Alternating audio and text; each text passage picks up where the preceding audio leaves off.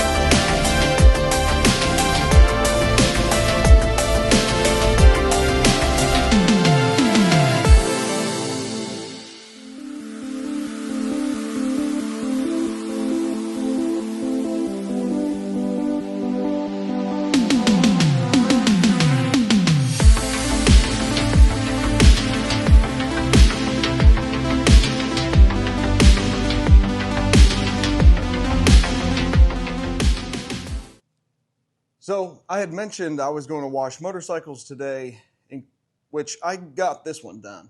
This was the most important bike to get clean today because it just covered 1,200 miles.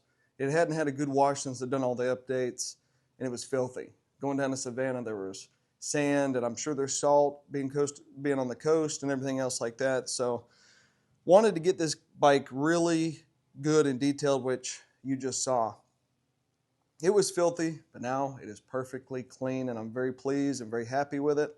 However, instead of going through and cleaning more bikes, I haven't done the final update on the Tour X.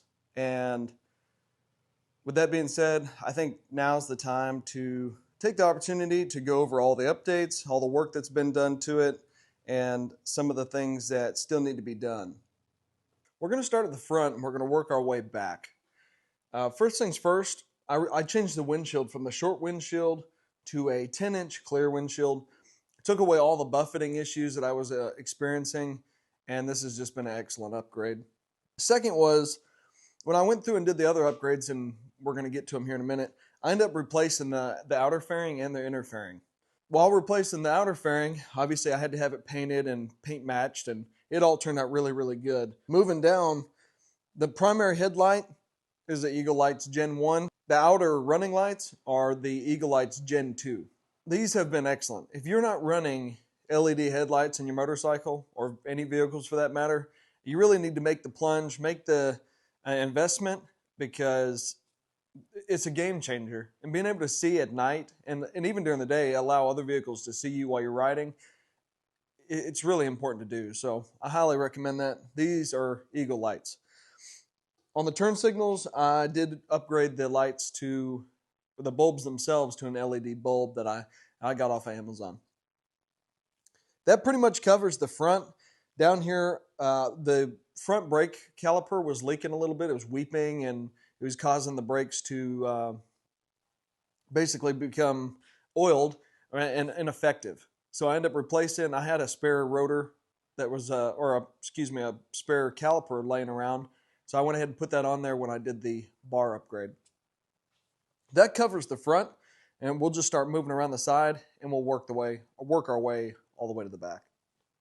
So down here on the side, I went with a Harley-Davidson crash bar or engine guard, whatever you want to call it. Some people call it one way or the other. I've got a video in detail on how I made this work if you're interested in doing something like this. But it worked out really good.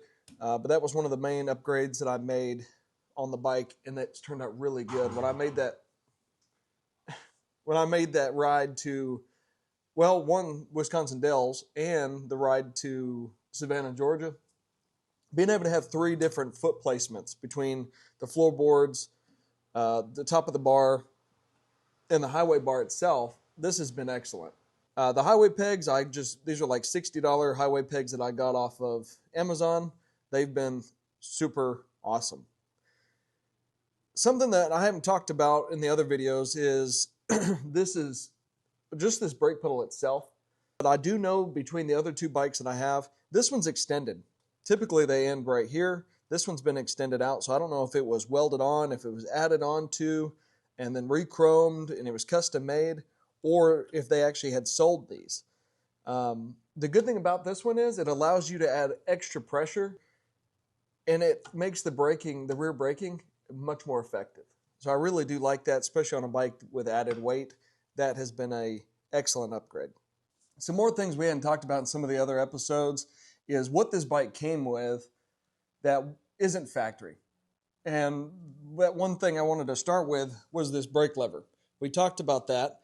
The other thing is this oil fill net cover, which is not an actual oil tank. It's just a cover for electrical things and the actual fill neck itself. Typically they're black, and this one's been chromed, which looks really, really nice, and it really goes with the look of this bike.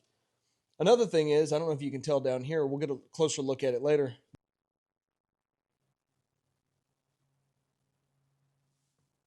The rear sprocket has also been chromed. This nut's been chromed. A lot of different things have been chromed along the way. It also has mini floorboards. Jamie Jones, when he did the Signature Series on this bike, really put in the effort, and every little nut and washer, it looks really good. This is really where the magic happened for this particular bike, being the Tour X, right? Is the fairing itself. So when I first got it, there was a lot of non-used space in this area here. So there was nothing here. The only speakers were out here. The tweeters didn't work. And then there were these 2 gauges that I did reuse. The radio did not work well. So we put in the new radio. It works excellent. It's all tied into this custom panel down here. I put 2 speakers up here, and I put tweeters down here and speakers out here, utilizing the factory Harley-Davidson screen mesh, and I think it really turned out nicely. And the audio system on this, sound system on this bike, really sounds great.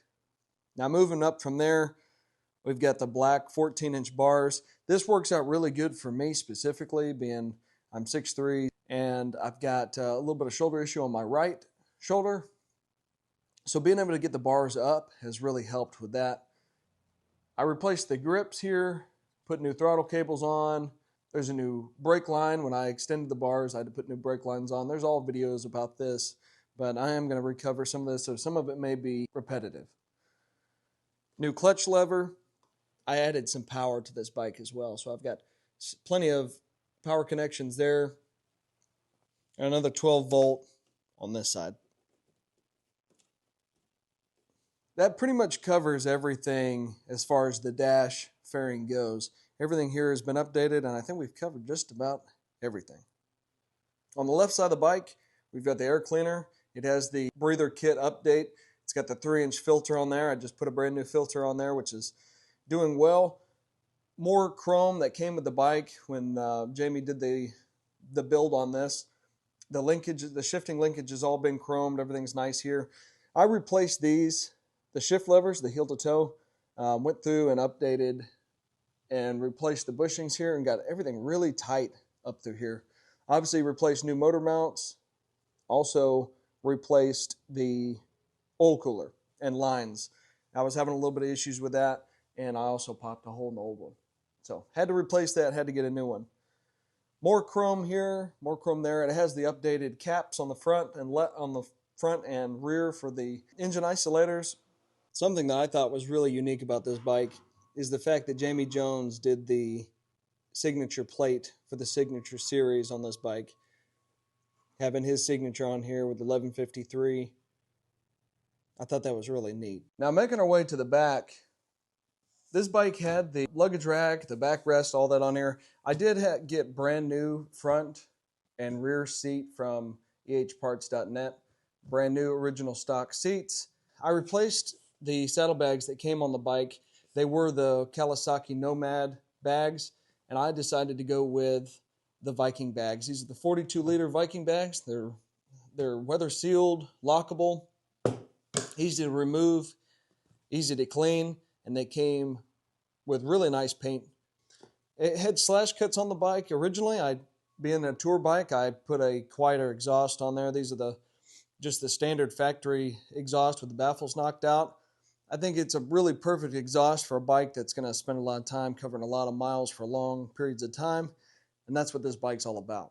I replaced the amber lights with some black lenses that I had heavily modified to work on this. Like I said, LED update on the back, new lens on the rear brake light, all LEDs back here. The saddlebags themselves have been probably the best upgrade to this bike that I can think of. They are the fact that they're lockable, they look really good on the bike, and they're just very practical. They open up over the top like a standard bag. They just have a latch here, and it's been wonderful. I did want to take a moment to talk about the ignition for a second. If you're an Excelsior Henderson guy, you know if you know, right? These can be faulty. This has the updated bracket. This bike has 2 keys, which I thought was just really, really excellent, really awesome, and I'm glad to have it. So the bags are lockable, the ignition is lockable, which is really what you want when you're out on the road traveling, right? For those of you who don't know, this bike, the Tour X, has the Jamie Jones Signature Series, which has the ported polished heads. It's got the H5 cams. It's got the blueprint transmission update on it. It has all the other updates done on it. The only things that I know that haven't been done is it does not have the steering neck bearing update, which I'm going to end up having to do, I'm sure. With all the upgrades that have been done to the bike, the performance upgrades and things like that, and the additional weight that's been added to the bike with the fairing and obviously harder bags and things like that, the added power really helps. And it's noticeable next to a bike like 311 or 400 that's just all factory. I don't know exactly what's been done. I don't know if it has a different tooth sprocket on the front or back, whatever the case may be. But you can run faster with lower RPMs than the other 2 standard Excelsior Henderson bikes that I have. I haven't figured out why that is or what it is. I don't know if it has something to do with that transmission or like I said, the sprockets. I'm not 100% sure yet. We haven't made it that far. Unfortunately, all the paperwork that was done with the bike from Jamie is gone. It was lost somewhere down the line and transferred between owners and things like that. So I don't have all the paperwork for it. So I really don't know what's all done other than the fact that it has the Signature Series from Jamie on it, which obviously has the plate. The bike sounds different, runs different, and it's just more unique. There's no doubt about it. You can put it, anybody who knows Excelsior Henderson's can get on it, and there's different things that are going on with the bike. But as of right now, I've got 17,824 miles on it. I bought it with like 15,000 on it, so I'm getting close to about 3,000 miles on it so far, and this is a smooth cruiser. It has been excellent. With the less than 3,000 miles that I've put on it, it has been excellent. It is a great riding bike. It's nice to have the wind off of you. This is not really my style. I'm not a fairing guy. I'm not a bagger guy. I'm a heavyweight American cruiser type guy. I like Road Kings. I do like the soft tails, but I love Excelsior Henderson Super X, and that's really the style I like. All in all, that's really about it. The bike has all the updates you could think of, except, like I said, the steering neck bearing. and it just does what it needs to do. You can go anywhere you want on it. It's ready to go. I could jump on this thing right now and drive to California, and I'd trust it all the way along the entire way. It has been an excellent bike. But I just wanted to give a final update on the bike. I plan to do some riding videos. I think there is a couple short videos I put out from Savannah and maybe another ride. I can't remember exactly. But the only problem with filming with this bike is you lose a lot of the view because of the giant fairing. It's a 1999 Excelsior Henderson Super X. It was originally the Raven Black. It's number 1153.